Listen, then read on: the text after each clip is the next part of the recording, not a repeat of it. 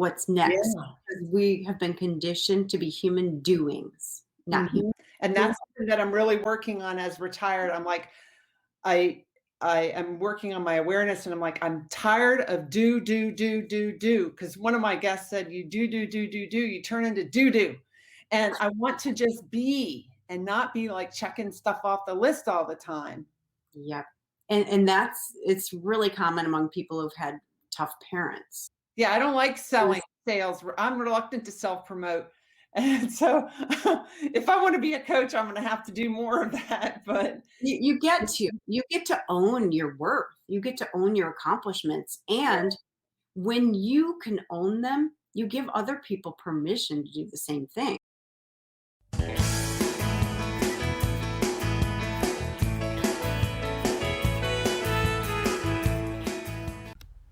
Karen Seltz is the uncensored self love coach.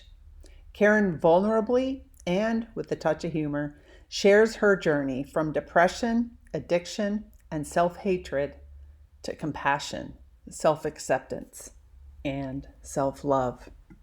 And my name is Emily Harmon, and I'm the host of the Onward podcast. I had the pleasure of interviewing Karen back in February of 2021. I've started conducting my interviews live and broadcast them on YouTube, LinkedIn, and in the Onward Movement Facebook group. Typically, my podcasts are published live on Wednesday nights at 7:30 p.m. Eastern. So if you haven't already joined us, please do, because you can submit comments and ask questions of me and the guest. Karen found freedom by becoming friends with honesty after she became addicted to sex. And in this episode, she shares so many nuggets of wisdom. She even coaches me on some things that I hope you listen to the entire thing because you're going to learn a lot. You know, we have the power to change so many things about ourselves if we just look within.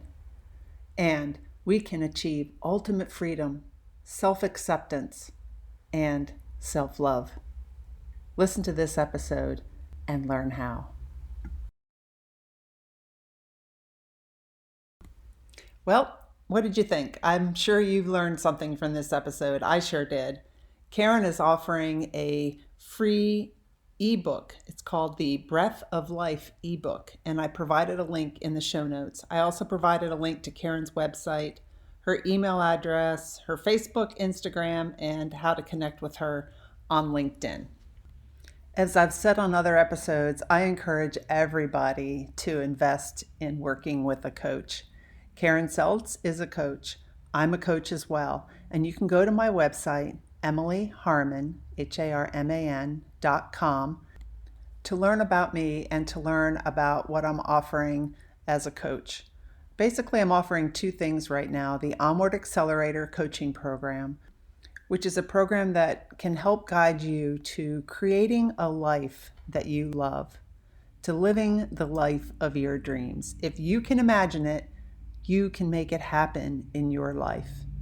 And if you go to my website, it'll give you more detail, and you can also schedule a meeting with me to discuss how we can tailor this program just for you.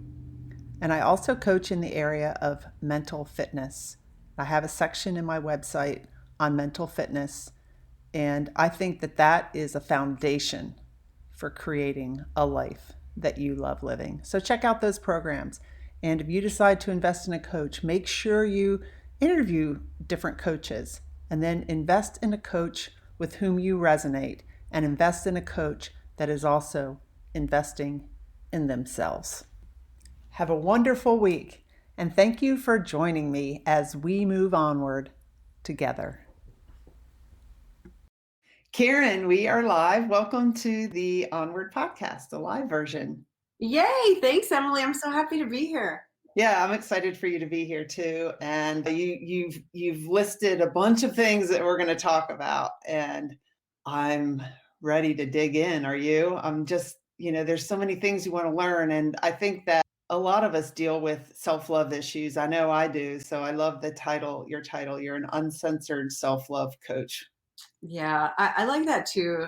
I just rebranded as that because people have told me, they've given me feedback that you are willing to say whatever it takes to get people to break through. You don't censor yourself. You don't try to be liked. It's really important that I do that, that I stand for people in transformation and hold them high and don't buy into their BS stories because we all So have them. do you have, you see, you don't, do you have people pleasing tendencies or no? Oh yeah, they're You still there. So there's a process I do before I coach anybody. Oh, really? Like Yeah. what you So share it? absolutely. So what I do is I ground myself. I do a little breathing and I pray. I say, get me out of the way and speak through me. Yeah. And back when I first started coaching, I would get these hits. I call them like hits from the universe. And I would know words to say. And I'd be like thinking, I can't say that. They're gonna fire me. And so I would censor it. I would water it down. And people would get watered down results. So finally, I'm like, okay, I'm going to try it. It took a lot of courage. So, I get these stuff. It doesn't sound nice at all to my ear. And when it comes out of my mouth, people are like, and they're like, and then you can see like physically there's like an opening Wow. where it gets in like, oh my gosh, that's exactly what I needed to hear. And nobody has had the courage to tell me that. Well, that takes a special client to be able to say that too, though, because I mean, but typically, if you're in coaching, you want to hear, you're trying to make some improvements and you want to hear some things. But sometimes, if what you're saying is true, sometimes it's hard to hear some stuff. It 'Cause- is, and I'm not saying it always happens that way, but people do come back and they say, "You are absolutely right," which I'm not attached to at all. I don't need to be right, Mhm, but they will get a breakthrough around it if they're willing, right? mhm, And, I'm not attached at all, and I think intention is so important. Like, I call it a loving interruption, and mhm. there are lots of different kinds of love, right? Right. Always my intention is to love that person and to see them as who they really are, not the stories, not the identities they've like put on. Okay, I'm going to be a mom, I'm going to be a daughter, I'm going to be a success. All these things we put on ourselves are not us. Right. That's true. So, what is your specialty in the area of coaching? What are the kinds of situations that you like to coach on? Ooh, I love it. I love working with women that have been playing small. They've been hiding. They're afraid to talk about their gifts out loud. They have them. They have this inkling like I'm meant for more. I know I'm here for something else. And I get, through all kinds of different exercises and even mirroring back to them who they are, Yeah. Yeah. where I see them. It's a process of owning every single part of yourself. All the parts that we've said, no, that's not lovable. I can't be that. It's like bringing it all back because so many people don't feel whole or complete Mhm. because shut the door on, for women, it might be being a bitch, for example, Right. or it could be anything. For me, it was girly. Being girly, I thought that was weak. I thought showing emotions was weak. Vulnerability made me less than. And so I shut it off. I put on masks and I was a bully. I didn't have any relationships that were real. Well, how did you? So, I see some people watching, and sometimes that count up there isn't accurate. But if you're watching and want to submit a comment, join in the conversation. So, how did you recognize that you were putting on those masks, and how did you end up taking them off? Yeah, I had been living a double life for a while. I was married, I had two small children, and my youngest was born with a bunch of medical stuff. And by the time she was one, she had 20 different medical specialists. And Wow. I made up that I couldn't take it anymore and that I was like literally suicidal and I was seeking an escape. And I found that escape and I started having sex with people that weren't my husband. And it Mhm. quickly became an addiction. So I had this double life, like I was like the perfect mom and wife and daughter-in-law. And then I would like go have sex with strangers. And it all came crashing down when I got an STD, so I had to come clean to my ex-husband. But then through a series of events, my in-laws found out. That was devastating at the time. I was so embarrassed and so devastated because they were a minister and a minister's wife. Like, talk about the worst possible thing I could be doing, right? It's Yeah. so different than drugs and alcohol. Most Yeah. people don't understand that, but sex is like, "Oh gosh, that's Right. disgusting." Right. So, it really gave me the opportunity to be honest for the first time in my life. Like, what did I have to lose at that point? Like, everybody knew. So, I became friends with honesty, like telling the truth for once, and I found freedom. Freedom. How old's your daughter? She's now 13, and my Mhm. other one is almost 15. Okay. But is she doing all right health-wise? Yeah, she's doing fine health-wise. So, why do you think you started to do that? Why do you think you started to go have sex with different people? Do you know why? Now that you look back on it? Well, there's lots of reasons, like it goes back to childhood. Being a girl, I was the youngest of 3 children, and as a girl, I didn't feel like I was valued as much as my brothers. I didn't embrace anything feminine about myself. However, I learned from my dad, like, he didn't sexually abuse me, he sexualized me, Mm, meaning he made me into a sexual object, giving me messages that women are only good for one thing. And I believed it. mm, And I didn't get the kind of love and acceptance and physical touch that I was craving from my family. And so I sought it out elsewhere. Like high school, college, I was a love addict too. I was always in a relationship, always. And I felt if I wasn't, it was terrifying. I felt like nobody could see me, like I didn't matter, like why bother existing? It was deep. yeah, really. So James says, nice dialogue. This is all new to me. I know Emily through Navair. Hi, James. I'm interested in this nice exchange. Jamie. Hi, Jamie. There's so many things that we do that we don't really understand the reason for. And it takes like a coach or a counselor or something like that to help us figure it out. How did you end up figuring it out? Did you work with a coach or a counselor, or did you figure it all out on your own? Or was it the time when the in-laws came to you or No, even, when I was found out, I still didn't wanna stop. I mean, I was truly an addict. I didn't wanna stop, and I couldn't stop Mhm. because I somehow in my brain, I had equated it with survival. Like, if Yeah, I don't do this, I will die. yeah. So, it took a long time. It took a lot of crap for me to go through where I got to the point where I absolutely hated myself, and I could not look in the mirror. Like, I remember one night, like, coming home from acting out with some guy who I couldn't stand. Like, as a person, he was not my cup of tea, but I Mhm. was addicted to him. And I, like, just walked by myself in the bathroom mirror, and I caught a glimpse of myself, and I'm like and I just started, like, yelling at myself, like, "I hate you. I can't stand you. Like, what have you done to yourself? What are you doing with your life? You were not meant for this. You're like, you gotta stop." And I just like dropped to my knees and I just prayed. Like I didn't feel lovable. I didn't feel acceptable to a higher power. I was embarrassed to talk to God, universe, spirit. I was embarrassed about what I was doing. And that was the beginning. And the next day I went to a 12-step meeting, which I've been going to, Sex Addicts Anonymous, for a while, even though I was acting out. And I met with my sponsor and I said, "I'm so deep into this addiction. I don't see any hope. I don't know how I can get out." And he just lovingly said to me, "Well, what do you think it's costing you?" And being in denial as I was, I said, "Well, I don't think it's costing me anything. I just don't think I can quit." And he Yeah. didn't laugh, but he said, "Would you be willing to make a list of what it's costing you?" And I said, "Yeah, but it's going to be a short list." So I actually did it. I went home and I made a list.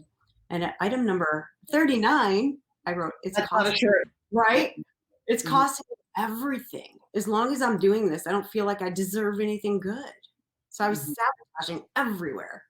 So that was the beginning.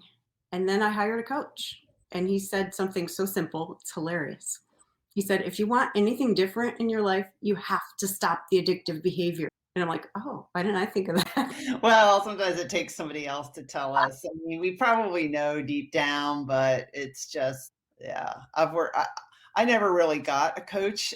In sports, I did. Then in my work career, I never had any coaches until I made senior executive. And then the Navy assigned me a coach, and it was so helpful. I think, everyone needs a coach. You shouldn't have to be an executive in a company to get a coach, or in the Navy. I think we all need them to increase our self-awareness. Just imagine if more people were self-aware and knew what their saboteurs, or knew, understood their inner critic, understood how they were maybe sabotaging themselves.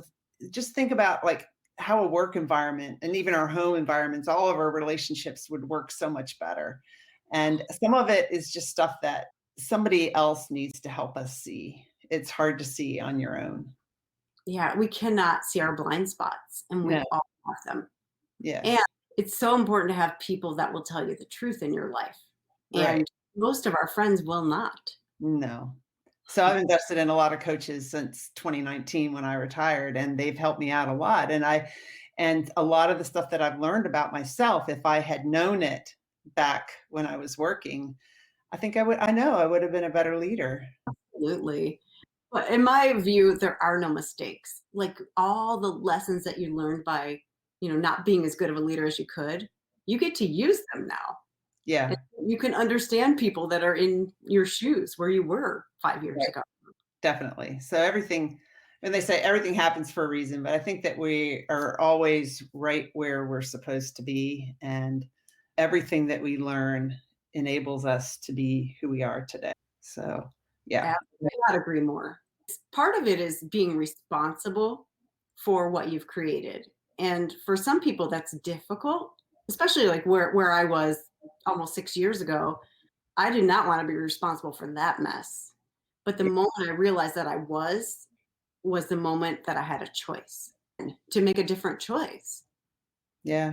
Michael says, a good mentor approximates a coach. Yep. Mentors are good too, for sure.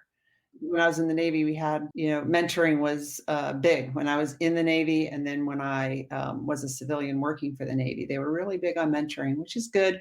I think that sometimes a mentor isn't trained in some of the areas that a coach is trained in. Like, for example, Laura, you are, let's see, what did you say here? You're a licensed brain gym consultant. What is that? Yeah, because you said you really like studying the brain. And I mean, I think coaches learn things that, well, at least for me, I didn't learn when I was working for the Navy. It wasn't really like the inner work. It was more like the mentoring that I got was more like how to go get the next job, or, how to handle a specific situation at work. I had a Myers-Briggs, but not all of who I am. I'm not just an ISTJ. I'm so much more than that. And the coaches have helped me become such a better person than I was even when I retired in 2019, that mentoring didn't help me with. So, but what is this brain gymnastics? Is that what? And yes, it's so fascinating. I discovered it when I was in my master's program, and what I got acquainted with it for was to learn how to read quickly and retain what I was reading, because I realized all through college, and I graduated with honors from University of Michigan, I never opened a textbook ever. And now how I did that, I coping strategies. So I found the smartest people in the room, in the classroom every time, and I would find them on the group study floor and say, "Can I study with you?" Because I was an auditory learner, and they would quiz each other, and I'd go, and I would Wow. just get it all, and I would get better test scores than they. Yeah. I used to not like people like you. I worked so hard. And that's awesome, though. That's awesome. Yeah, but I never learned to read. I mean, I could read, but not difficult things, and my Yeah. mind was everywhere. So I was in my master's program, and I had this professor that would have us read in class and present in the same class. So he wasn't teaching, and there were these girls in the back talking, and I'm like, oh gosh, I'm auditory. All I could hear was that. Nothing else Oh, was going yeah. on. And I was devastated. I'm like, I'm not smart. I'm so stupid. I can't read. So I went for this 90-minute brain gym balance. And at the end of it, I could read like that, and everything went in. I'm like, what the heck? So I got certified in it. And it's basically these movements that help you to make new connections in the brain that are permanent. And they're very simple. And Wow. it takes into account all the meridians or energy flow of the body. And it's a lot of things all in one. But basically, you balance for a goal, and your brain is changed in one session. You have brand new connections that were never there that will support you with a new behavior. You balance for a goal? Like, what do you mean? Yeah, so a goal for me was I read quickly and retain everything I read. That was my goal. So it's like an affirmation. So it's stated Yeah. in, present and positive. Right. And then we use muscle checking a lot or noticing, like what do you want? Like pick, here's a menu of options. Which one looks the best to you? Or we muscle check it. Do you know what muscle checking is? No. All right, so it's super cool. Your body is a lie detector, a human lie detector. So if you want to muscle check yourself, what I use is this right here. So you try to keep these two fingers together and you go like that. And if it goes through, the muscle fibers have disengaged, which means that is not true for you. So if I say my name is Karen and I go like that, it holds. If I say my name is Emily, it goes right through because it's a lie. So try it. Try to hold it together, like kind of gently but firmly. My name is Emily. My name is Emily. Okay. Hold it together. It should hold. Yeah, it would. Well, my name is Emily. It should hold. Yeah, because it's true. My name is Emily. Well, it does. I mean, but I'm telling it to hold, so I don't know. Oh, all right. So my name is Fred. My name is Fred. Yeah, you can't overthink it. What food you like? Huh? What's a food you like? Artichokes. All right. So say I like artichokes. I like artichokes. No. All right. You might be dehydrated. That's when it Yeah, doesn't. drink my tea. But that's pretty cool. Yeah, it works. And I test food that way. If I have food that's been in the refrigerator for a week and it's questionable, I check it. Like this food is okay, and I check it. Check it like that. Well, Yeah. I could be dehydrated because I had a massage today and I didn't drink a whole bunch of water afterwards. So I probably am dehydrated. Yeah, because our brains and bodies are electrical systems. Yes. Mine. Yeah, water conducts electricity. It makes things snap. Take for you to like, do you really love yourself? Like really, really love yourself. It's really fascinating. I would say like 95% of the time I absolutely do. And there are those moments where I'm like, oh, I should have done that. Like I could have done better, where I beat myself up. But it's never self-hatred anymore. And it took, a lot of work on learning to get out of denial, dealing with my own judgments, noticing when I'm judging others. Can I give you guys an exercise? Yeah. This is what I do with a lot of my clients. It's really helpful. So I have them keep a judgment journal for about a week. So on one page, they write judgments about myself at the top, and then, skip many pages depending on how much you judge yourself. Have one line. No, just kidding. My judgment of you is you're lying. And then at the top of another page, my judgments about others. And then after a week or so, they come back, and the judgments about others could be, she's pretty, she's smart, he's so confident, or it could be, he's inconsiderate, it could be either way. Okay. The judgments about yourself are your conscious judgments about yourself. The judgments about others are your subconscious beliefs about yourself. It's projection. Like all the stuff we don't want, we project it out onto everybody else. So the judgments about others are subconscious beliefs about what we really think about ourselves. Yep. And a lot of times we're like, well, almost all the time, we think those things are not acceptable. They make people unlovable, unworthy, not, you don't want to be around them. But all those people that you're judging are gifts. They are presents for you to look at yourself and say, where's that me? And if it's not, even if it's something like that person's a murderer, okay, so clearly you're not a murderer. Well, I was talking about this with one of my coaches today. She's an awareness coach. Yeah. What people do is go under it, like, well, what are the characteristics of a murderer? Yeah. People will say, well, I'm not a murderer, or I'm not a rapist, or, people will be extreme. Well, what are the characteristics of those people? And when have you been that? When have you been hateful? When have you been selfish? Like we all have. Yeah, we all have. That's okay. It's lovable. We all have every single characteristic within us. We just don't believe it. We don't accept it most of the time. I think a lot of times we're just, well, People are so self-conscious, many of us, and we just don't realize that everyone else is walking around that way too, being self-conscious. But what I was talking to her about today is that I don't brag. And she said, "Well, what's the matter with bragging?" And I said, "Well, I know some people who do brag." And so I told her that I've got these things on my wall that I won't show when I'm on my Zoom calls. But they're these awards, and I've got 4 of them, and they're high awards and everything, but I don't show them. Oh, meritorious superior civilian and meritorious civilian, superior civilian, all awards that I got when I worked for the Navy. And I don't show them. I don't like have my love me wall behind me, and I don't even really like having these in my office. It's just that they were in my mom's basement and she didn't want to keep them anymore. So I'm like, okay, I'll hang them up, but it makes me feel uncomfortable. And I noticed the other day that I don't even have on my website that I went to the Naval Academy. And that's something that I really need to show. If people want to hire me as a coach or invest in me as a coach, they need to understand that I was a senior executive and I went to the Naval Academy, and, but I don't brag. And I know that it comes from when I played basketball. I was a really good basketball player, but my dad, in high school, I was a leading scorer in Maryland, DC, and Virginia. But my dad would say, "Good game. Now, you remember that one time when you went right, you should have gone left."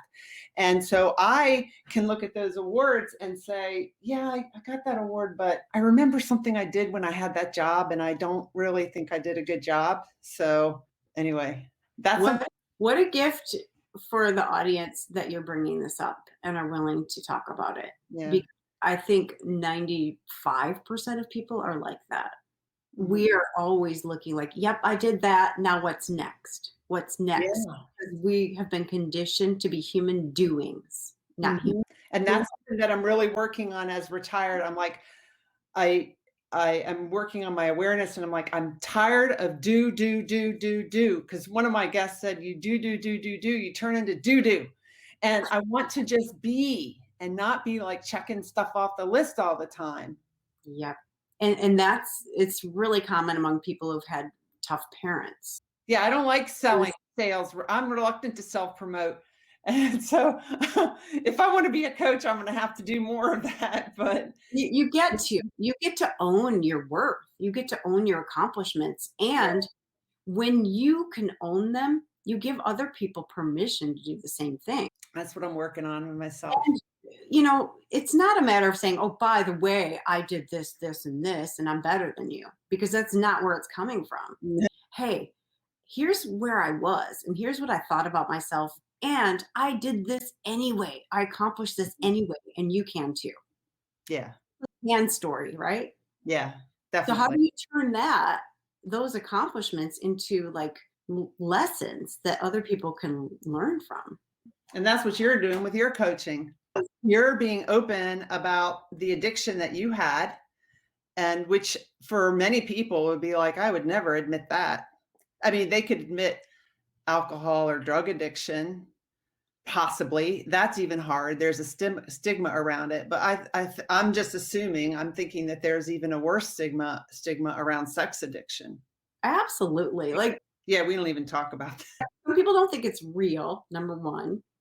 And it absolutely is, because we all have a pharmacy right here, right between our ears. We have our own pharmacies.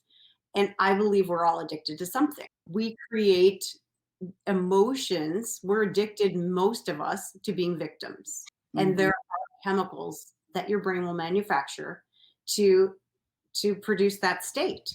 And once those chemicals are produced, they trigger thoughts and beliefs like, oh, and then that triggers emotions, which triggers more chemicals, and it's a cycle.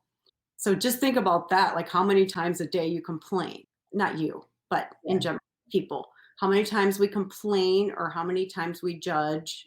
A lot of people are addicted to being judgmental.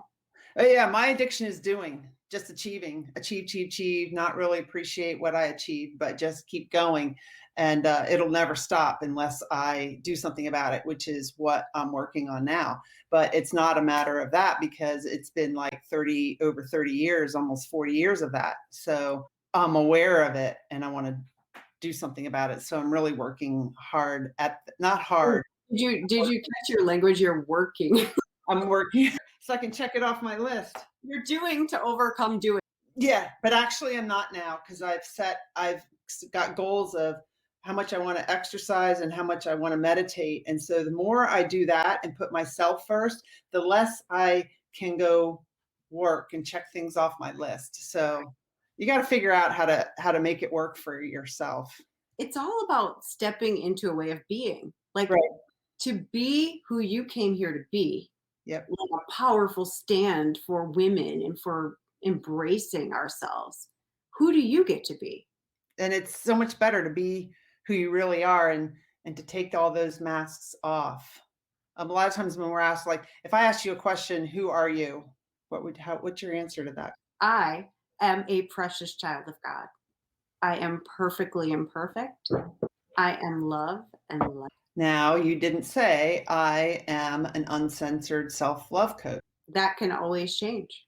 But who I am at my core is lovable. It's love. It's loving.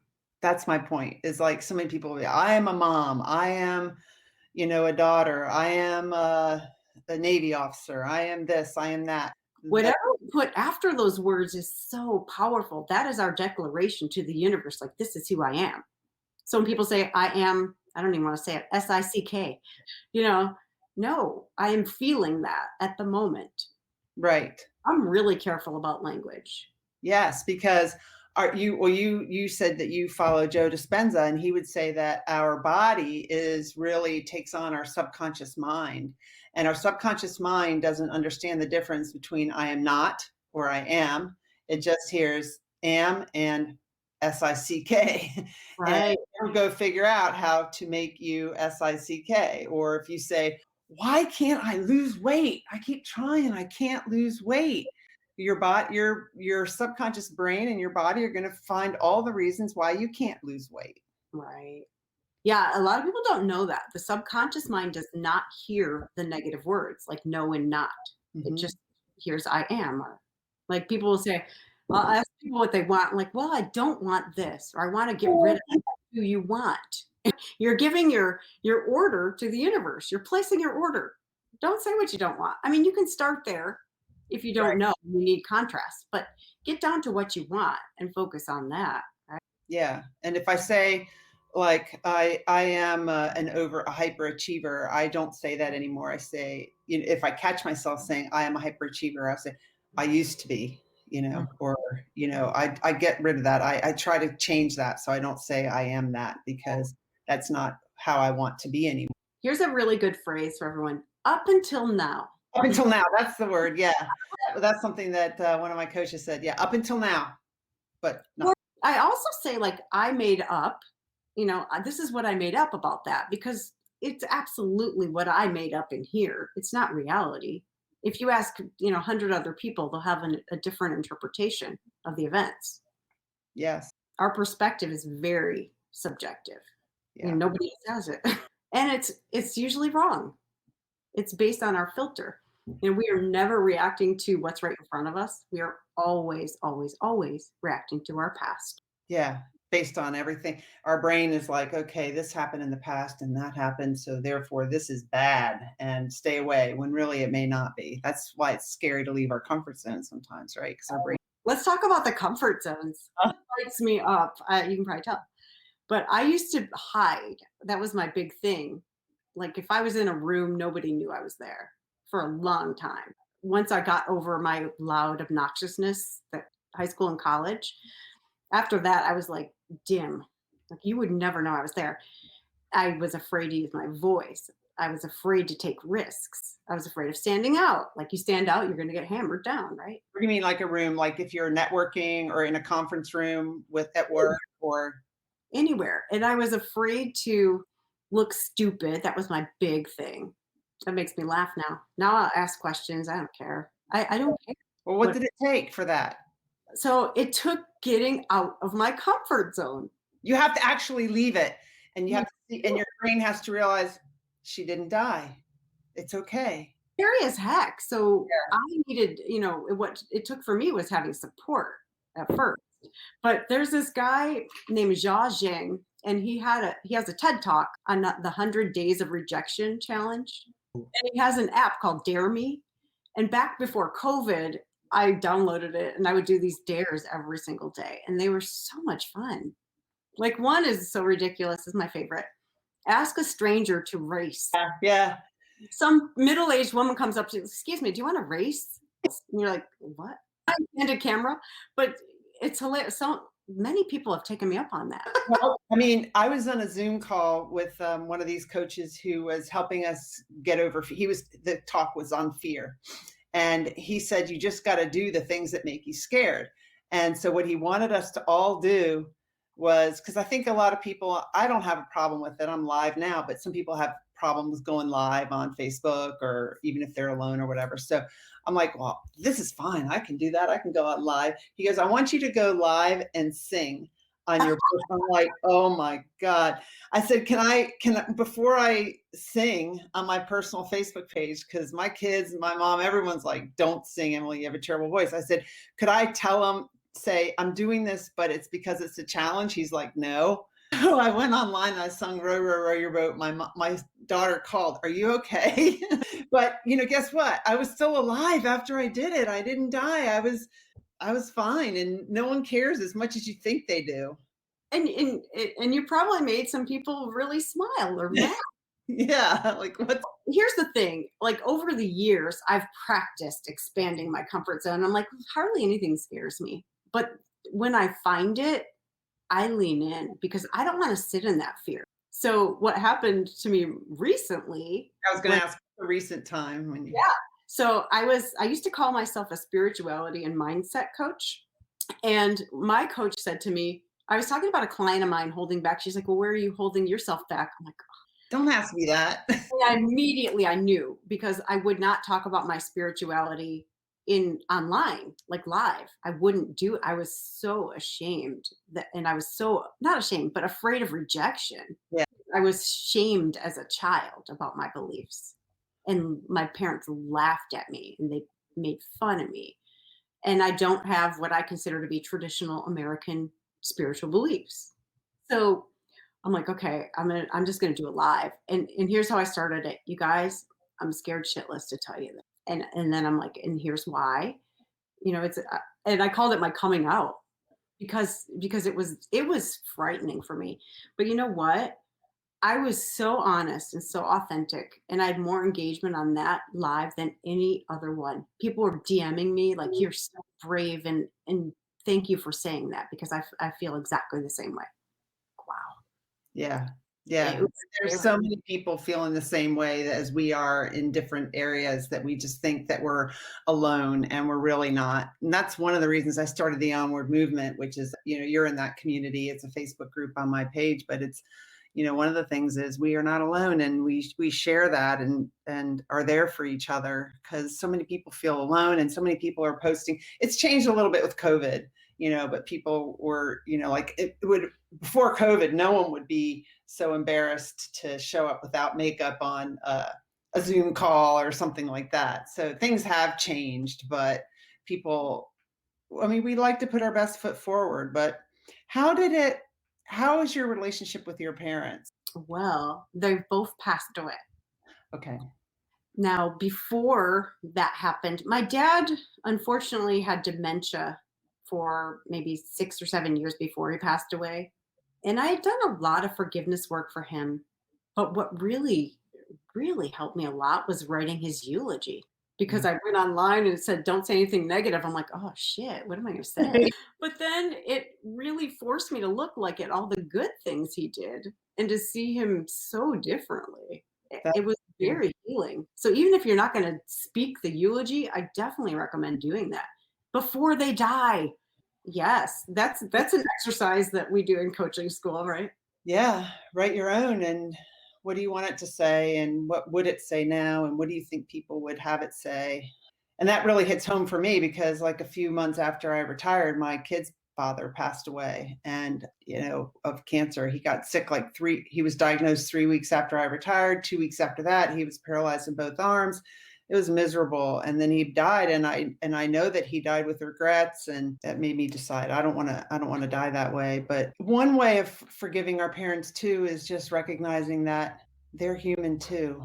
And your dad, I'm sure, did the best he could as being a dad. And that's what I would tell my kids all the time, because their dad was verbally abusive to me and many times to them. And I would just say, he loves you in the way that he can love you. And and I think every parent does the best that they can. I mean, we all have trauma from our childhood, but some of it is obvious because of how we're treated. Some of it's not so obvious. Like, I know that some of the ways my dad treated me when I played basketball have impacted me, but he didn't intend for it to impact me in the way it did impact me. Yeah. So Yeah. It's interesting. And I was really lucky with my mom. Like she got ovarian cancer, and I had 2 years with her.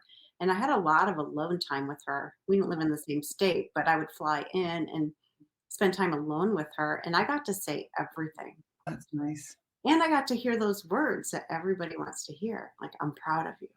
And I didn't think I would ever hear that from her. So that was amazing. And, what a gift. A lot of people don't have that.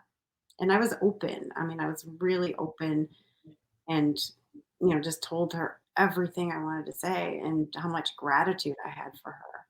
So I didn't, when she died, it was really still difficult and sad. And I was mad, but I didn't have regrets. Yeah. Well, I was going to say, when I retired, one of the things I said is I'm retiring at age 56 so that I can have more time with my parents, right? Because they ran a bed and breakfast or a small hotel. It had 26 rooms. Every time I'd go, they started that when I was in college. So every time I'd go visit them, I'd have to check into a room, and they just were always busy. And I wanted to have quality time with them. Well, then 3 weeks later, after I retired and moved down here about a mile or two away, my ex-husband got sick. So I was just busy back and forth, back and forth. I was the executor of the estate, helping take care of him. And then he died in December of 19. And then March is when COVID hit. So then I couldn't really go see my parents. And now I can. And that's another reason why I want to stop doing, because I refuse to have them, they're 85 and 77. I refuse to have them pass away. And I lived so close by, but I was too busy doing stuff that I couldn't go spend time with them. And don't get me wrong, sometimes they, get on my nerves. I'm sure I get on their nerves, but I just want to spend that time with them. So now they have had their shots, and so they let me come over. Stories. I mean, you could, if you're brave, right? It takes courage. You get to ask them, what was your relationship like with your dad or your mom? Feel about yourself growing up. Yep. We can have those conversations. I can go for walks with my mom, and I'm very thankful for that. Well, when I walk with my mom, I can hardly keep up, but yeah, my mom is 77. I walked like 7 miles with her the other day. I was like, Mike says, I so deserve a break. I do. I need a break, but I have to give myself permission to take that break. You get to give yourself permission. I know. And until you get it, you get to schedule it in. I'm going on vacation next week. I'm going to Myrtle Beach. So I'm gonna just hang out at the beach. So yeah. And so I am starting to do that more, of giving myself a break, because I know so like today I had a massage, and I've been working out a couple times a day. So anyway, this isn't about me. It's about Karen. So no, it's all right. What's really helpful is making a list of, I call it like where I experience the love of God or where I experience flow, and scheduling one of those things in every single day. It's a non-negotiable. Well, and I do that. The coaching that I do, I love it.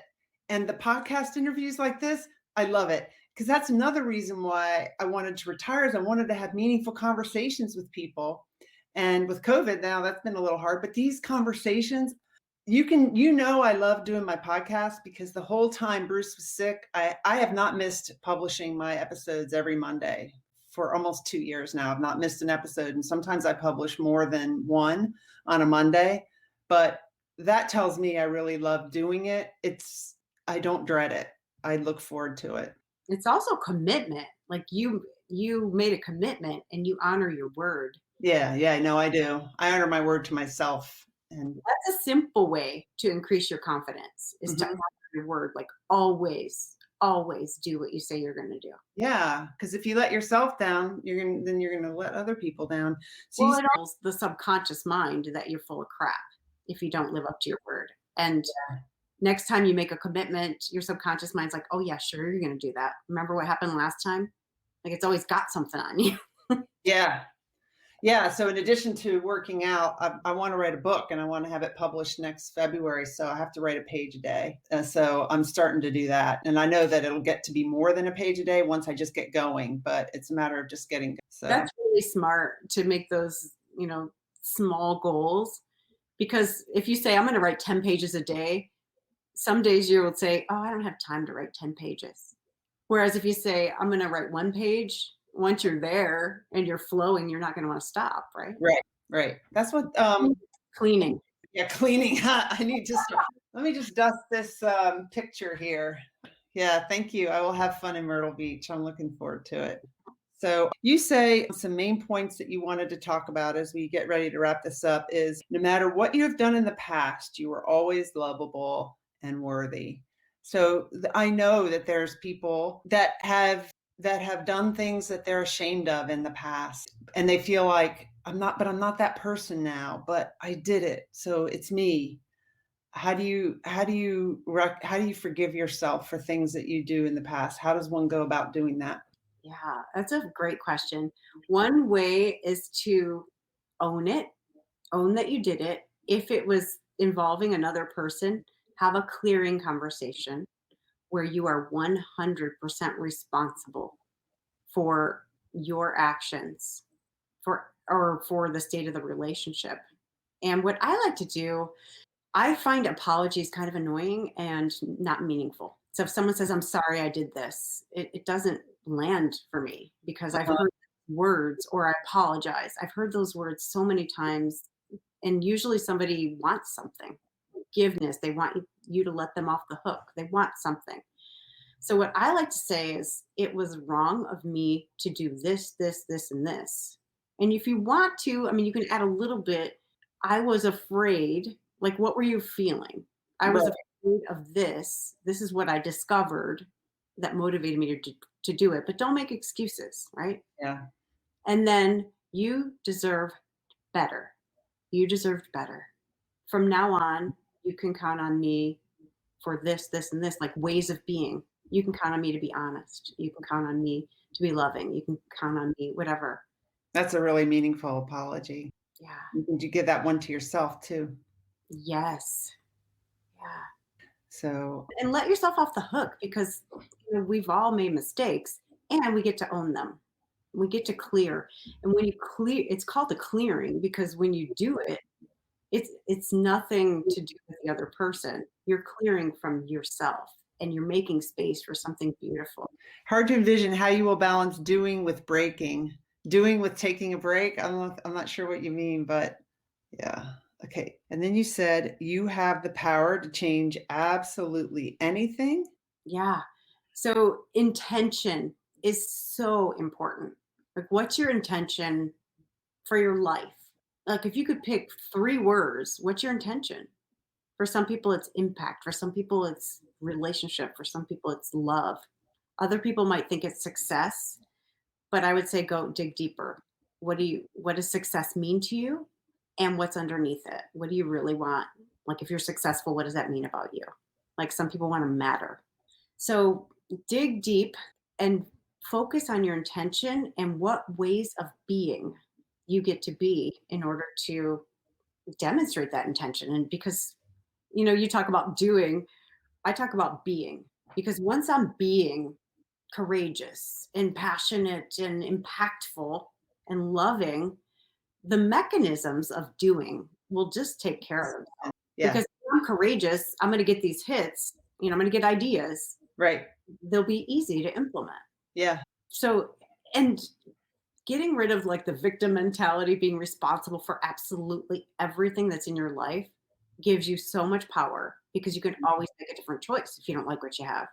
Something else. I'm going to try this today. And we take it so personally. We're so serious. Like, lighten up, have some fun. You know, Yeah. like I'm hilarious when I catch myself beating myself up. I'm like, I'm so cute. There I go again, beating myself up. I must really be committed to growth. What it is, like when I catch myself, I'm like, oh, I'm not being who I intended to be. So just choose again and have fun with it.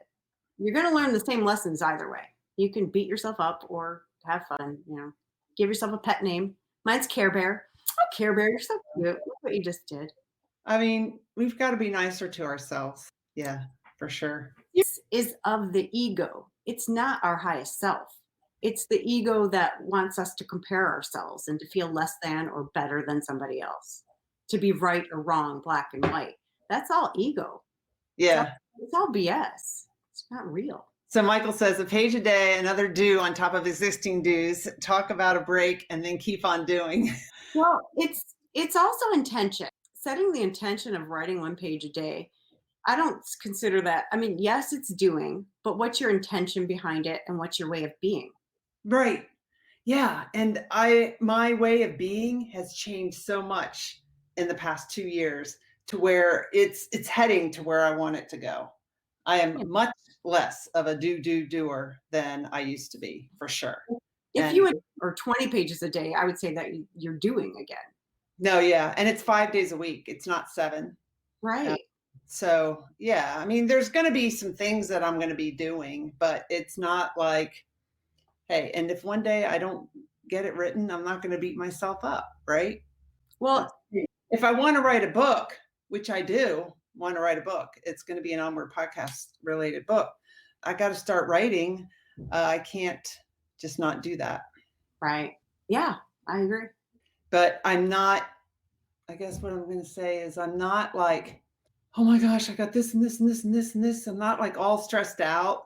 I'm more in flow during the day, which is what I like. You know, I'm not like, oh my God, check this off, which is kind of, you know, I wasn't as in flow in my last job. So it's an intentional changing, but it's not going to happen overnight because I have 38 years of patterns of being that way. So Do you know Stephen Pressfield, The War of Art? yeah. It's great. One of the things he says is, people always ask me, do I only write when I'm inspired? And he's like, yes. And luckily I'm inspired every morning at 9 a.m. Yeah. Because that is the thing. I mean, sometimes you're just not in the mood, but you know, you can at least outline something or something you can do, but don't. Right. There's a big difference between doing just to check it off a list and taking inspired action as an extension of your way of being. Right. That's what I'm doing.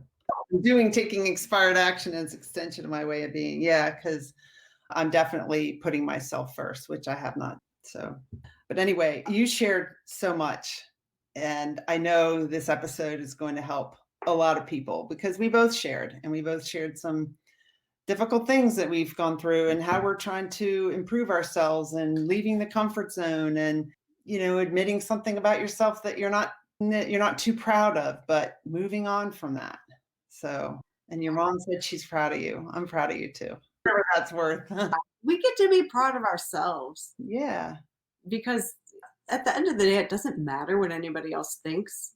It's going to leave us immediately. Once we get someone's approval, we're going to be like, okay, who's next? You know. Yeah. Whereas if we approve of ourselves, we don't need it from out there. We just don't need it. Right. So, all right. So here's a banner, which is your website.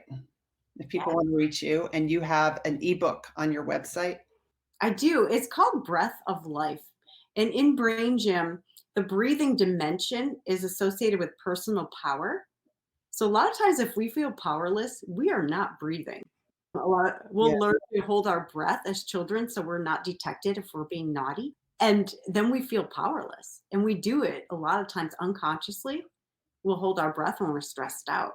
Yeah. So the book, it's really fun. It's short. There are 3 breathing techniques for all kinds of different things. Like one is for releasing resentment. One is for balancing your energy and getting focused. I mean, there's all kinds of different things in there. You're going to find, and I'm hilarious. I was an economics major. So I made this chart like, okay, this breathing technique is good for this, and then I just like teach them what they're good for. So it's really simple. If you're like on the fly and you want a breathing technique, just learn them really fast. They're simple. And then go down the chart like, oh yeah, I'm gonna do that one because I'm feeling really angry. I'm gonna release some resentment. They're teaching kids that more now. I think instead of like timeout, they're teaching them how to breathe and how to, maybe meditate and just how to get back and be centered, which I think is really good. I didn't learn that when I was growing up. And I think I tend to just, we take shallow breaths. We never really like take deep breaths. And that's something that has helped me change my way of being, is meditating. And it was very hard for me to do at first, but now like that's how I start my day. And it helps me be more in the flow. And my days go so much smoother when I do that. I couldn't agree more. And as Americans, we use like one of the lowest percentages of our lung capacity of any other nation. We breathe like up here. Yeah, right here. And we also don't exhale out all the used air a lot of times. And we're not conscious of it. So if we get conscious of our breath, it automatically will slow down. It will deepen. We will inhale more more oxygen, which will oxygenate our system, wake us up, increase our focus. And it also signals to the parasympathetic nervous system to turn on that everything's okay. Yeah. It turns off fight or flight. Yeah. It's super important because 70 to 80% of the time, most of us are in fight or flight. And We're in survival. Yeah. And you can't create from that perspective.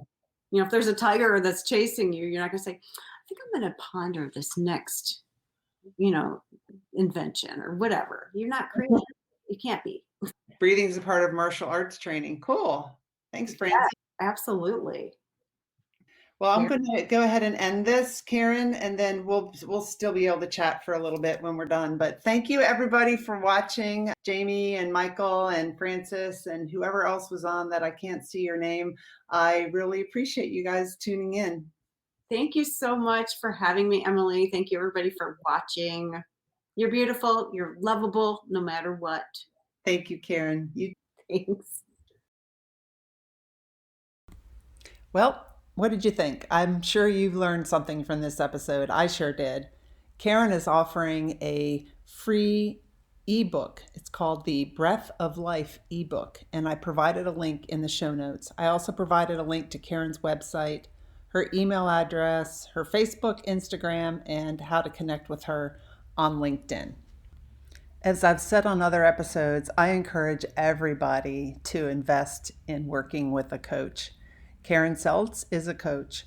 I'm a coach as well. And you can go to my website, emilyharman, HARMAN.com, to learn about me and to learn about what I'm offering as a coach.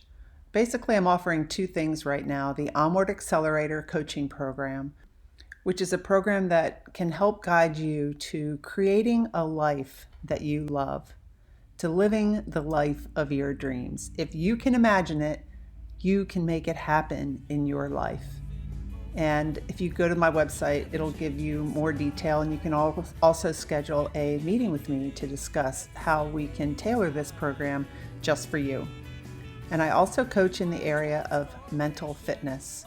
I have a section in my website on mental fitness, and I think that that is a foundation for creating a life that you love living. So check out those programs. And if you decide to invest in a coach, make sure you interview different coaches and then invest in a coach with whom you resonate, and invest in a coach that is also investing in themselves. Have a wonderful week, and thank you for joining me as we move onward together.